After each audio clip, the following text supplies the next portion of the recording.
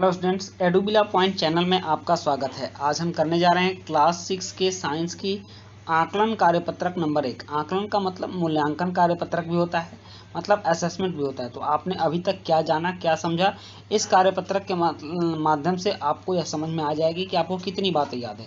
अभी तक आपने जो भी पढ़ा है उसको लिए 10 प्रश्न दिए गए हैं और 10 प्रश्न बहुविकल्पीय प्रकार के हैं और ये सारे प्रश्न एक एक नंबर के होंगे।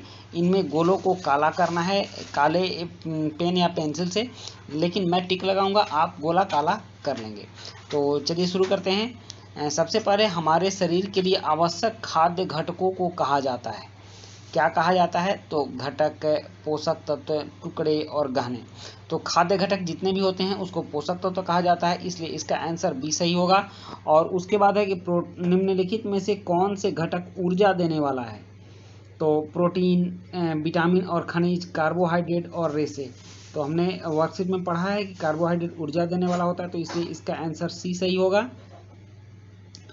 उसके बाद है प्रश्न 3 की निम्नलिखित खाद्य पदार्थों में से किनमें कार्बोहाइड्रेट होता है?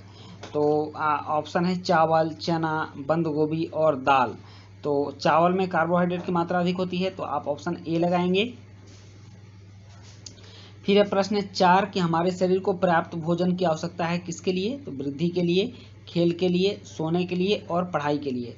तो हमारे शरीर को पर्याप्त भोजन की आवश्यकता वृद्धि के लिए है। उसके बाद निम्नलिखित खाद्य पदार्थों में से कौन सा आहार हमारे शरीर के लिए वसा का स्रोत है? तो दालें, मक्खन, आलू और सलाद। तो मक्खन हमारे लिए वसा का स्रोत है। नेक्स्ट है अंडा डैश का एक समृद्ध स्रोत है। तो देखो बच्चों, अंडा में प्रोटीन और विटामिन दोनों पाए जाते हैं, लेकिन यहाँ पर चूंकि सिर्फ प्रोटीन अलग दिया है, सिर्फ विटामिन अलग दिया है, ये दोनों ऑप्शन नहीं है, इसलिए हम यहाँ प्रोटीन का ही आंसर लगाएंगे, मतलब कि ऑप्शन ए सही होगा। उसके बाद निम्नलिखित खाद्य घटकों में से कौन सा खाद्य स्रोत कोई भी पोषक तत्व प्रदान नहीं करता? ऑप्शन ए दूध, बी पानी, सी फलों का रस और डी सब्जी का सूप। तो पानी कोई भी पोषक तत्व प्रदान नहीं करता। उसके बाद है निम्नलिखित खाद्य पदार्थों में से कौन सा खाद्य पदार्थ वसा से भरपूर होता है, मतलब समृद्ध स्रोत होता है वसा का? तो चावल और मक्का, दूध, अंडा और सेम, मक्खन और तेल, उपरोक्त सभी। तो इसमें हम मक्खन और तेल में लगाएं क्योंकि यह भरपूर स्रोत है वसा का।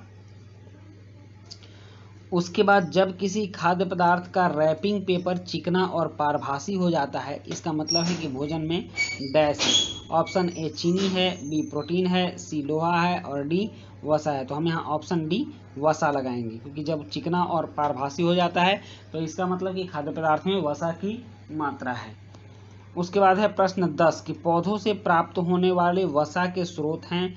पौधों से प्राप्त होने वाले, तो ऑप्शन है मूंगफली, दूध, मांस। ये पौधे से नहीं है।